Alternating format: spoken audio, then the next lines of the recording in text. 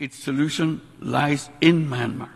যুক্তরাষ্ট্র যুক্তরাজ্যের নতুন রোহিঙ্গা সহায়তা। দৈনিক সংবাদ দিগন্ত পত্রিকার সাথে আমি আছি রায়না কলি। যুক্তরাষ্ট্র ও যুক্তরাজ্য রোহিঙ্গাদের জন্য নতুন সাহায্যের প্রতিশ্রুতি ঘোষণা করেছে। জাতিসংঘের প্রথম উচ্চ পর্যায়ে রোহিঙ্গা সম্মেলনে মঙ্গলবার মার্কিন যুক্তরাষ্ট্র $60 মিলিয়ন এবং যুক্তরাজ্য $36 মিলিয়ন অনুদানের ঘোষণা দেয়, যা মোট $96 মিলিয়ন।